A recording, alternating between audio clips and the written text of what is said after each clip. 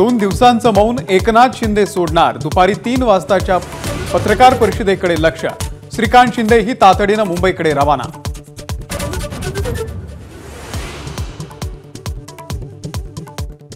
आधी मुख्यमंत्रीपद ठरेल, मग इतर मंत्रिपद ठरतील। मुख्यमंत्रीपदाच्या चर्चेलाही लवकरच उत्तर मिळेल। सत्ता स्थापनेमधल्या तिढ्यासंदर्भात फडणवीसांचं मोठं वक्तव्य।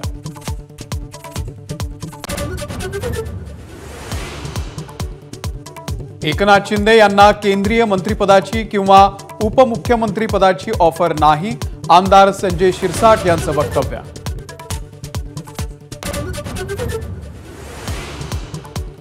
उपमुख्यमंत्रीपद किंवा केंद्रामध्ये कॅबिनेट मंत्रिपदाची भाजपची ऑफर एकनाथ शिंदे यांनी नाकारल्याची चर्चा।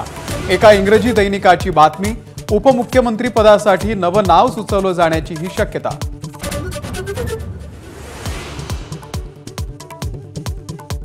मुंबईमध्ये हॉटेलमध्ये थांबलेल्या सर्व आमदारांना मतदारसंघामध्ये परतण्याचे एकनाथ शिंदे यांचे आदेश। आमदारांना मतदारसंघामध्ये जाऊन विजयी जल्लोष करण्याच्या सूचना।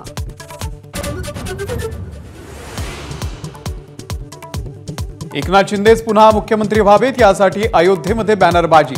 अयोध्या वासियों की पुकार, शिंदे मुख्यमंत्री फिर एक बार अशा घोषणांचे ठिकठिकाणी बॅनर।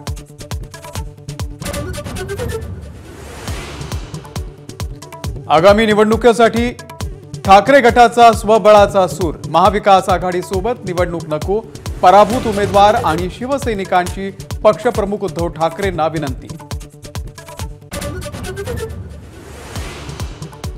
जिंकलो हरलो तरी बॅलेट पेपरची मागणी। संजय राऊतांची ईव्हीएमवरती टीका, निकालावरती प्रश्नचिन्ह उपस्थित करणं 14 कोटी जनतेचा अपमान। बावनकुळेंचं महाविकास आघाडीच्या नेत्यांना प्रत्युत्तर। घड्याळ चिन्हाबाबत अजित पवार यांनी सुप्रीम कोर्टाचे आदेश पाळले नाहीत। शरद पवार गटाच्या प्रतिज्ञापत्रामध्ये उल्लेख।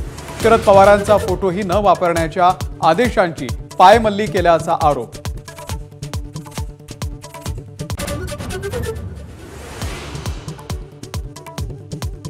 लाचखोरीच्या आरोपांबाबत अदानी समूहाचं बीएसई एनएसईला स्पष्टीकरणाचं पत्र। अदानींनी लाच दिल्याचा कोणताही पुरावा नसल्याचं नमूद, तर अदानींच्या विरोधात थेट कोणताही आरोप नसल्याचं ज्येष्ठ विधिज्ञ मुकुल रोहतगी यांचं विश्लेषण। एबीपी माझा, उघडा डोळे बघा नीट।